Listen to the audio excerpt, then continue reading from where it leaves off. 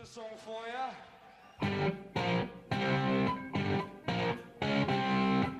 You're listening to Deep Purple Smoke on the Podcast. I will do one episode for each song the band recorded in the studio. However, this is a fan podcast and not band endorsed.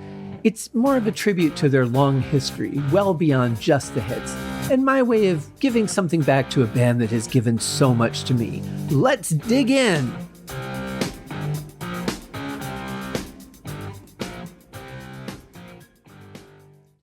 Hello, happy Friday, and welcome to another episode of Deep Purple Smoke on the Podcast. I am your host, Scott Haskin, and today we are going to not only finish off season 4, but we are finishing off our dive into Concerto for Group and Orchestra. Today we're covering movement 3, of course, which is just titled 3. We started out with titles that had a general overview of what to expect in the song, and now we're just down to 3. So as I've said in previous episodes, in case this is the first one that you're listening to for some reason, I wouldn't suggest it. Go back and listen to the first one. But I'm not very familiar with the Concerto. It's the only real piece of Deep Purple history musically that I'm not familiar with. And I don't know how to feel about it. I was thinking about this. I recorded part 2 yesterday. And I was thinking about it last night and today. I'm like, I really just can't get a grip on this piece of music. And so I'm hoping that the third movement will tie it all together for me, and I can look back and smile on this piece. There are definitely highlights, things I've really enjoyed. I'm just not finding it to be a very complete or connected piece of music. I've had theories I've gone over, and we'll leave it at that. I say we just dive into movement number 3 and see what we can discover in this movement. Here it is, Concerto for Group and Orchestra 3.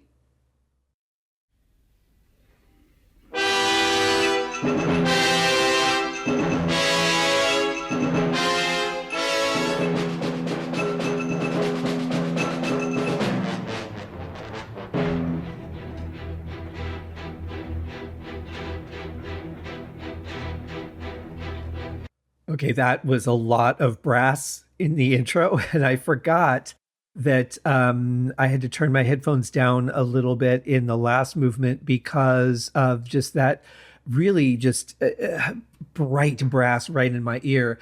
And I turned it up to listen to a couple other things and forgot to turn it down. So my hand moved quickly to the volume dial to clear that up. Also, I want to point out, we are hearing amidst the timpani, we are hearing some snare drum in there. I do not know if that is Ian Pace or a snare player in the orchestra. I'm going to guess it's a snare player in the orchestra, but I don't have any documentation on it. I have absolutely no idea who's playing that. But the snare does not sound like bright and poppy like a rock snare does. It sounds a little more papery, more like a marching band snare or an orchestral snare. They're obviously playing along with the orchestra. So I don't know. It feels more fitting that it would be an orchestral snare player there. But I'm liking this rhythm. At first, it was a little weird. I'm like, did you just write a straight rhythm down and then pull notes off and put them somewhere else to create a really funky rhythm? I don't know. But after a couple of passes, I'm like, actually, this is pretty cool. I'm liking this.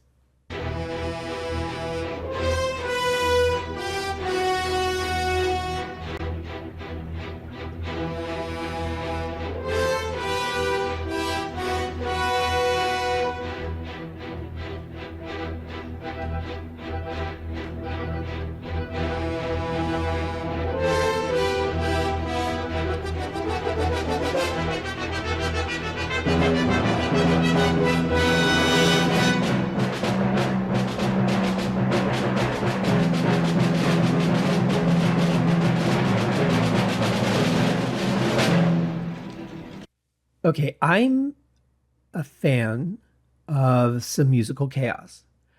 I do enjoy that from time to time, depending on how it's done.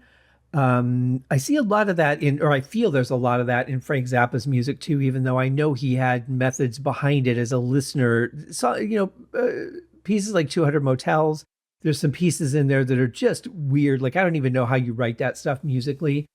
But this snare timpani thing, I listened back to it a couple of times just now. Oh my God, that's it's not it's like they were recorded in two different rooms, couldn't hear each other, and somebody just pointed to them, set no tempo, and said go. Very, very disconnected from each other, and that just kind of sent a bit of a shiver up my spine. I'll be honest, especially as a drummer.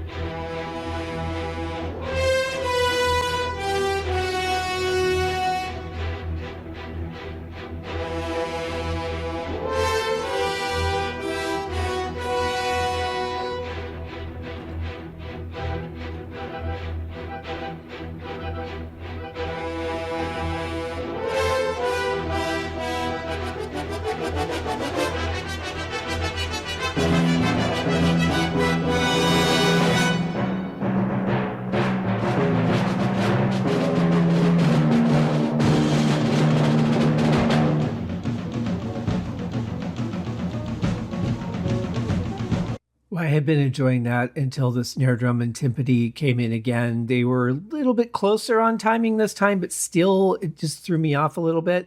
And now Ian Pace is playing Chasing Shadows. I, okay.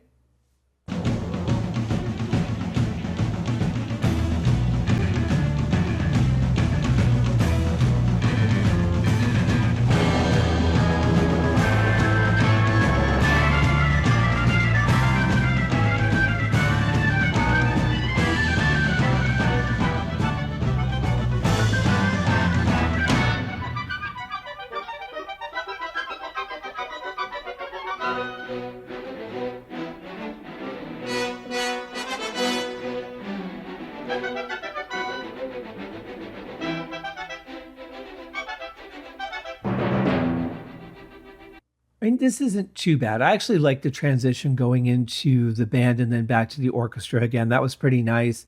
Um, this part here though is it's really weird. It's not uncommon to have like a call and response or this section plays, that section plays, and transition those very quickly. But there's just something weird about the instrumentation here.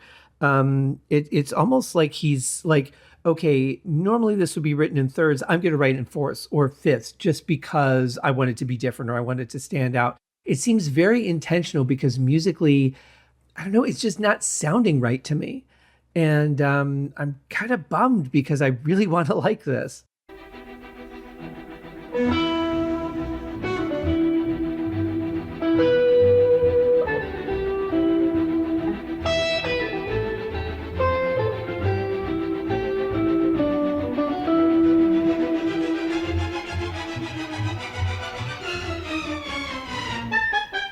Now, see, right there again. Now the bass, not Roger's bass, but the orchestral bass. I'm gonna guess that was an upright bass, um, or maybe a double bass. But it's getting off track from the tempo. So maybe, I mean, maybe he wrote it that way. I would assume he did. But again, this is a live performance. It's whatever happened is what we captured. But I don't know if people couldn't hear each other, if this was written with this purpose of being so bizarre or what, but it's really difficult for me to follow just because it's kind of just all over the place. It's almost like someone was saying, I want you to tell me what candy this is. And they're just throwing all these different pieces of candy at me and expecting me to know exactly what one is before I catch the next one. But they're throwing them at almost the same time. It's just impossible for me to get a hold of this piece and really be able to connect to it.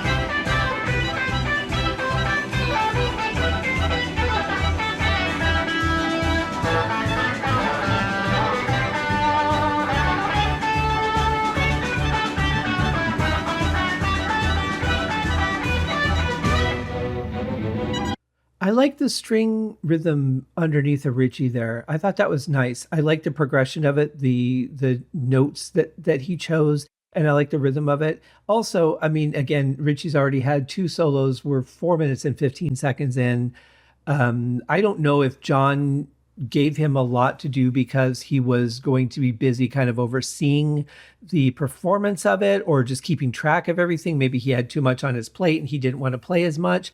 I don't know, but I this is not the typical Deep Purple balance that we've seen up to this point of organ and guitar, where they're doing a lot of the trade-offs. John really seems to be taking a back seat in his own performance, but maybe part of that was compromise, giving Richie a lot to do so he wouldn't get annoyed or bored with the concerto.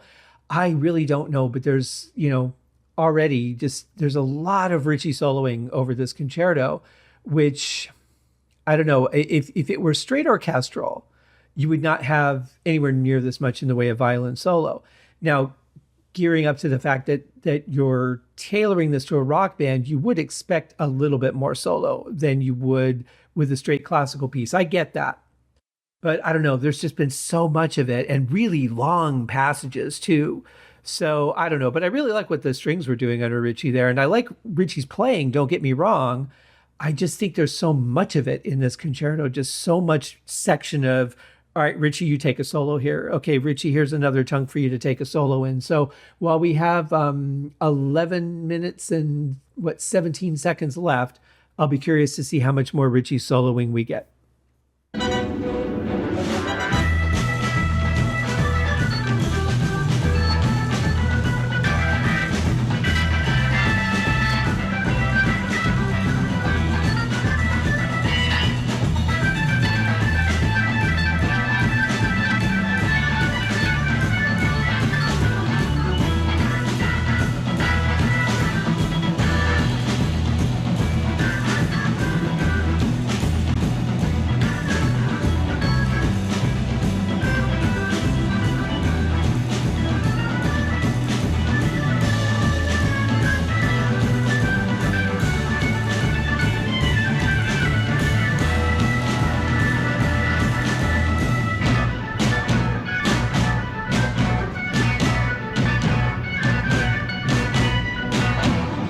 I swear, it's like I know what's going to happen before it's going to happen because here I just go saying, oh, John's giving all the solos to Richie and there's very little John Lord and so much Richie. And then we get this long solo from John Lord.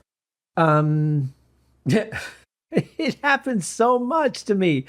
But in any case, cool solo. I really like the rhythm that was being played underneath of that. I like Roger's simplicity because he has even at this age, and we heard it in Hallelujah, he's got the talent to play well beyond what he's playing here, but he's really just being supportive here. And I think that works really well. This definitely has a Mark II feeling to the solo of it, although I'm sure it's a little, I don't know, a little bit more modern, but it has that rhythmically, at least. And then those stops that we were just hearing at the end felt very Mark II to me, thinking like, Kentucky Woman or River Deep Mountain High, songs like that. But definitely a cool passage, probably one of my favorite parts in this whole thing so far.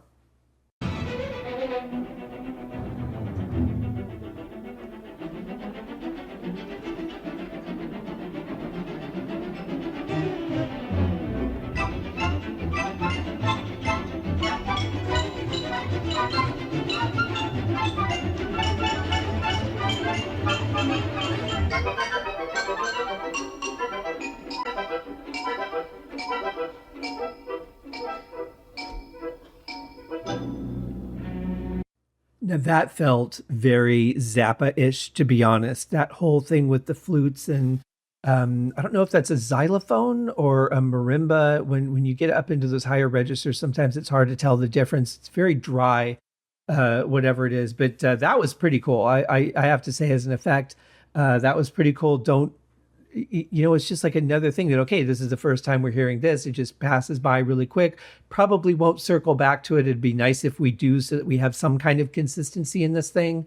But I like the part. And again, the string rhythms in this movement are just fantastic.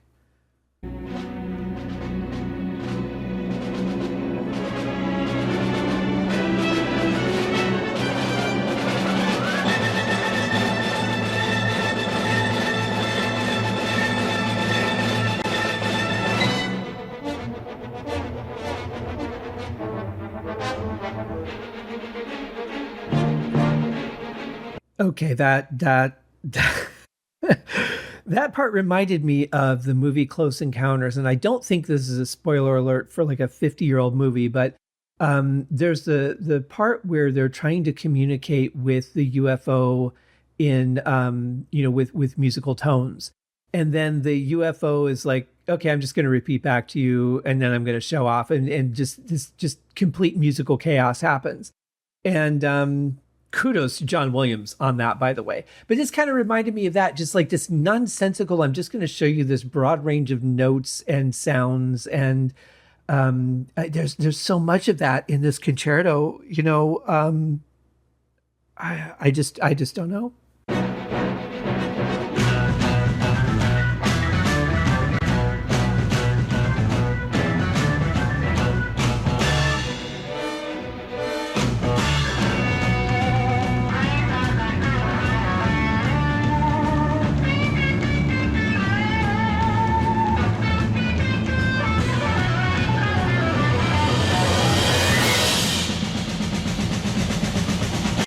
Well, I mean, in all fairness, it's been like 2 minutes since Richie's had a solo, so I mean, we needed to give him something to do. Uh,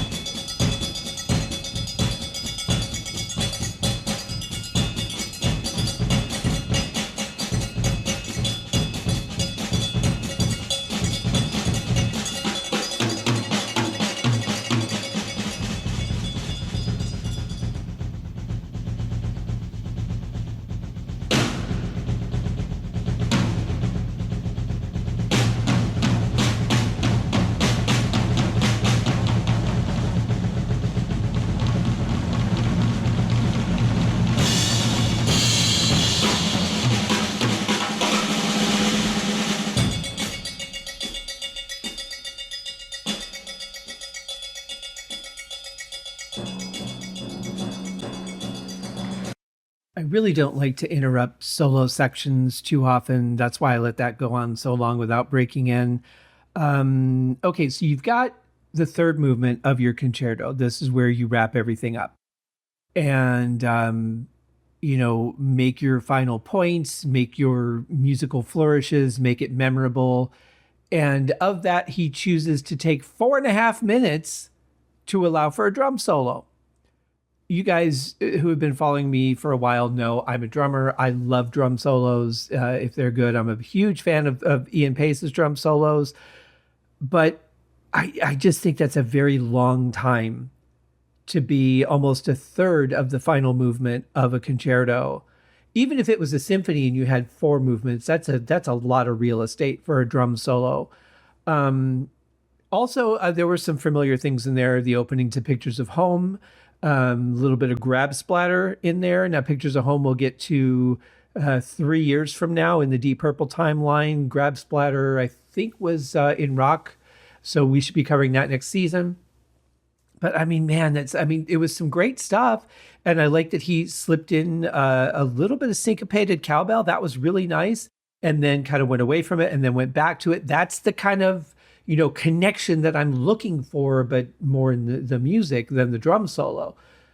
Kind of a weird place to find it. So, yeah, great playing for Ian Paice, don't get me wrong. But the one thing that I will say is that even when there's parts within the orchestra that I don't feel are together, like the snare and the timpani, the transitions going from band to orchestra, they've been really good. That's one thing I have been very impressed with, especially here in this third movement.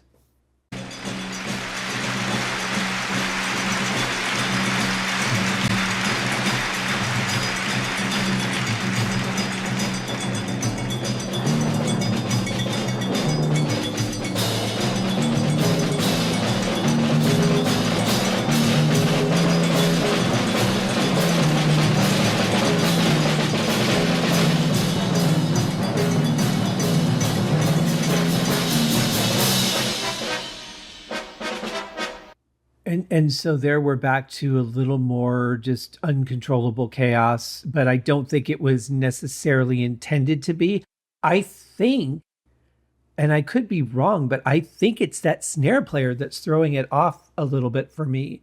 And I don't want to blame him. I mean, that may very well have been intentional. It may have been an issue with hearing on stage. I don't know. But as a listener, just checking this out. And again, remember, this is a live recording, guys. There's no overdubs. There's no nothing. Like, this is what happened on the night.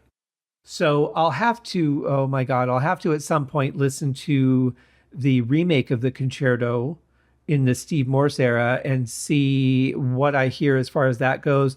The playing and stuff, like, I like some of the ideas in there. I like some of the, now that when you hear the orchestral percussion come in, you can see kind of what Ian Paice was setting up a little bit in his solo, knowing what was coming, which is very intelligent, very well done. I don't know if that was his direction or at the direction of John or how that all came about, because I'm sure there was a lot of freelance area for the rock band within this dialogue. But I think some things had to be set. There's certain melodies that Richie's playing within his solos. There's certain, rhythms that Ian's playing within his drum solo. So I get that. And that makes perfect sense to me. I think there was probably like, okay, you can do whatever you want from here to here, but around here, you need to start setting this up and then go away from that for, 6 bars, 8 bars, whatever it's going to be. Come back to it here, and we're going to blend you in with the timpani. I could totally see that being in the writing and that making sense. I've never seen the score to the concerto, so I don't know what it looks like on paper. I just know that snare player, I think he's just, I want to say he's really just off time.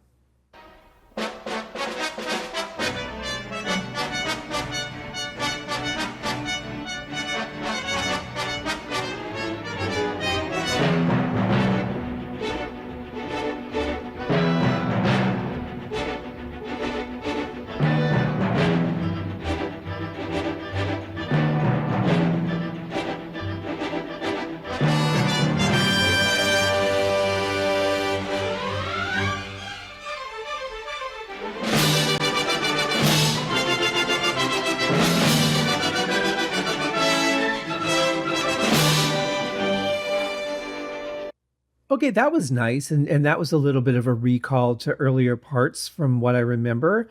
Um, I like the sound of the instruments. The blend together is really nice here, and what they're playing against each other is really nice. Yeah, that part definitely cool.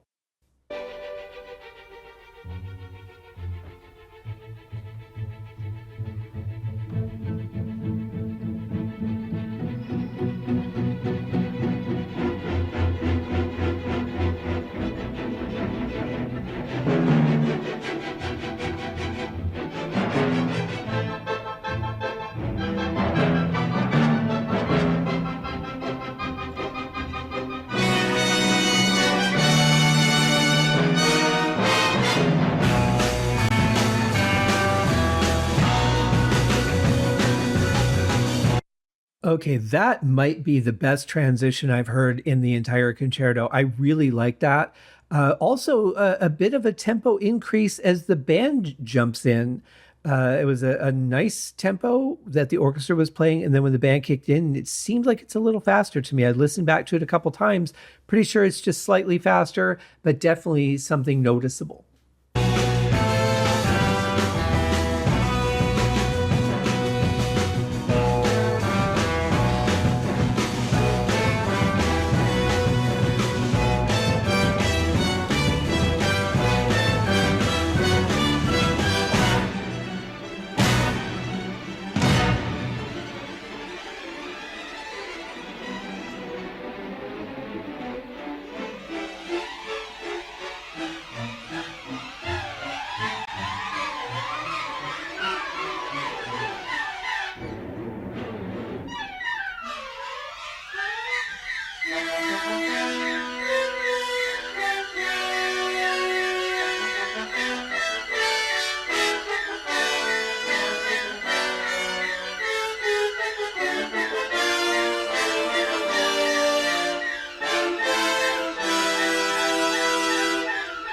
That's a really long continuing passage with the strings doing this siren sounding thing.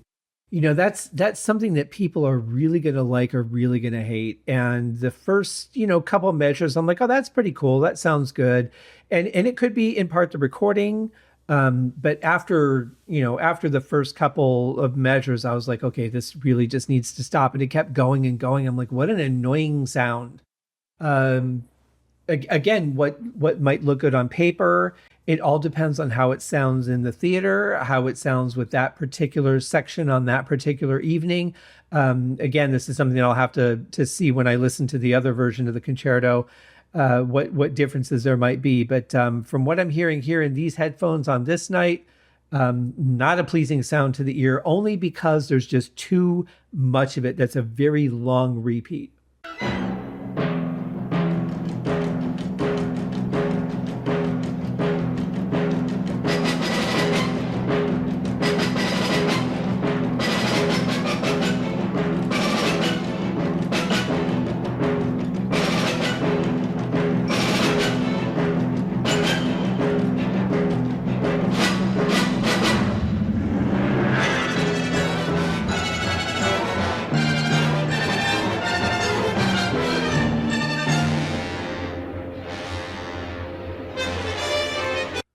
That was going somewhere, and I was really enjoying that. And then we have to drop it down again. Now we're down to, a minute and 9 seconds left to go. And this is not what I would expect to be going on at this point, knowing that it's almost over. Um, I really liked what the strings were doing there. That was really nice. That was a great build. It was intense. It was going towards something. Then again, we have to drop down and start something else with only a little over a minute left.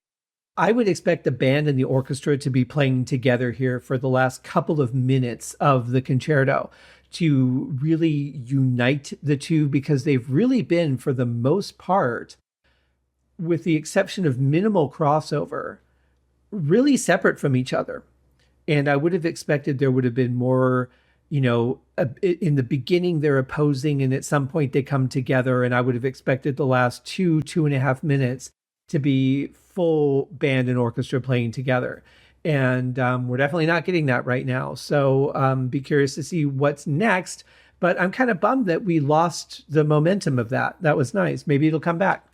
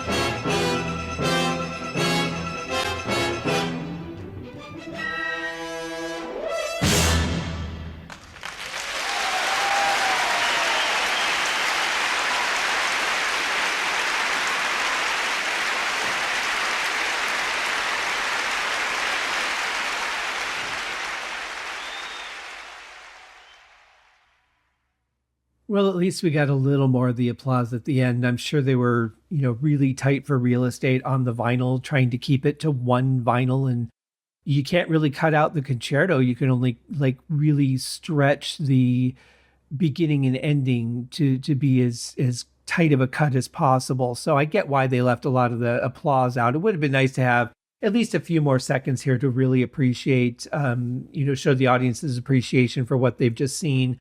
We got a little bit of a flourish from the band at the end, but not very much. Again, I was expecting there would be some kind of camaraderie between the band and the orchestra for at least the last minute, if not 2 or 2.5 of the piece.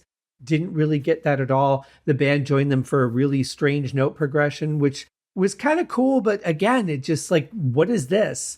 I don't know, guys. It's really weird. I had gone into this so optimistic and so excited to really finally dig into this concerto.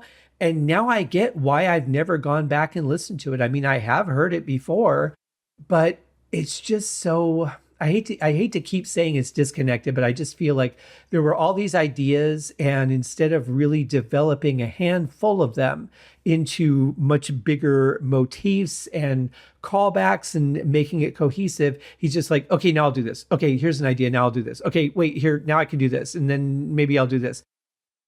I just feel like there's hundreds of little ideas, but not a lot that's really developed into something bigger. Obviously, we've got the vocal motif where the orchestra comes back and plays that without the vocal. So that's a little bit of a theme, and that's fine. But apart from that, there's not a lot of just connective tissue in this. I just feel like it's a bunch of stuff that happened. And it really does leave me feeling a bit empty and sad. And I hate to say that, but it's, but I have to put it in perspective. One, this is just my opinion upon listening to it right now over the course of the last, 4 days. And the other thing is that John Lord was someone who was really trying to break out of, necessarily the stereotypical classical music. I get that. I get that this was completely experimental. So it was either going to work for people or it wasn't.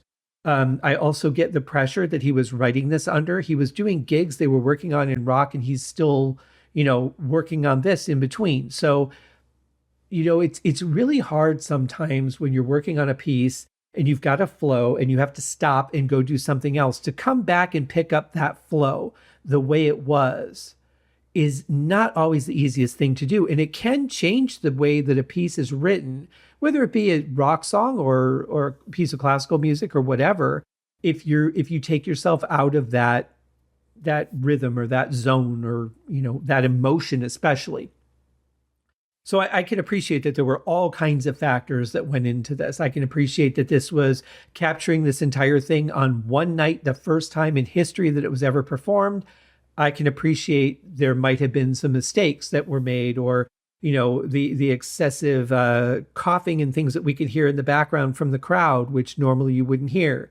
You would typically have, a compressor that would knock that out. But we're also not just recording an orchestra the way an orchestra would be recorded. We've got a band as well. So we've got vocal mics, we've got, drum mics, we've got all kinds of stuff that you wouldn't normally have in orchestral recording.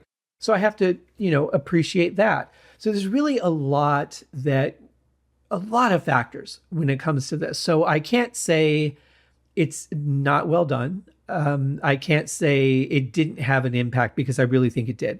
I think this is a very important piece of history. The fact that I didn't enjoy it as a piece of music does not take away at all from the impact or importance that this piece holds historically. I will revisit it at some point. It's not going to be anytime soon, but I will revisit it at some point and just kind of see how I feel about it. I'll listen to the Steve Morse era version. I've got the DVD for both, I'm pretty sure, and just see how it goes. I don't want to leave this with the impression that it's a bad piece of music, because it's just opinion, and in the moment opinion. But I will say this, I'm glad I went through it. I'm glad I added this season, because I was kind of back and forth on whether I should, because I don't really want to cover live stuff. I'm not very interested in that. I'm interested in the studio stuff for the purposes of this show. But this is the only record of this piece of music, and it's a big part of Deep Purple's history. This is a big time in their transition. The new members are getting to know the founding members. The style of music is changing. They're coming off of psychedelic music and some classical, going through this and heading into what would become hard rock, with an incredibly explosive album that so many musicians have said, this is the album that turned me on to rock music. And I'm talking, of course, about Deep Purple and Rock, which we will start on Monday with 3 versions of Speed King. I'm very excited to dig into those. I have not listened to Speed King in quite some time. So I'm looking forward to that, and I'm looking forward to getting into that era of Deep Purple. But I'm really glad I did this. I'm glad I covered it and went through it. Hopefully I will find that maybe I'm wrong. Maybe there is more cohesive parts of this that I just didn't pick up on because I'm not listening as a casual listener. Maybe I'm being too critical. I want to be completely fair, but I also don't want to take away anyone else's enjoyment just because I found it a difficult piece to listen to. I never want to do that. Opinions are, especially when it comes to art, they're very, very subjective. They're very, very personal. They're based on a whole list of different things. What you're feeling in the moment, what kind of mood you're in, what your history is with a creator, or a band, or, composer or whatever, what your expectation is, where you're at when you're hearing it. Are you relaxed? Are you comfortable? Is this a good time to dig into something new? Are you listening casually? Are you listening critically? Or maybe in my case, maybe I've been hypercritical. I really don't know. So if you enjoyed it, awesome. I am so happy that you did. This is a very important piece of music. Obviously, there are people that love it. Right now, I just don't happen to be one of them. But who knows where my opinion will go from here. It's very possible, upon hearing a different version of it, a different mix of it, or even hearing this version under different speakers or headphones, could change my feelings on parts of it. It's hard to say. So I'll be curious. I'll be very curious to see where this lies when I revisit it at some point down the road. But for now, seriously, guys, thank you so much for joining me for season 4. Very short season, but these have been some much longer episodes than I would normally do solo, unless I'm doing multiple versions of a song. I expect Monday's episode could be a bit lengthy because we're talking about 3 versions of a song. But I hope you guys have a great weekend. I really appreciate you guys that are listening and commenting and sharing the show, letting people know it exists. It's really very much appreciated. And thanks, guys. I hope to see you next week as we start Deep Purple and Rock. Cheers.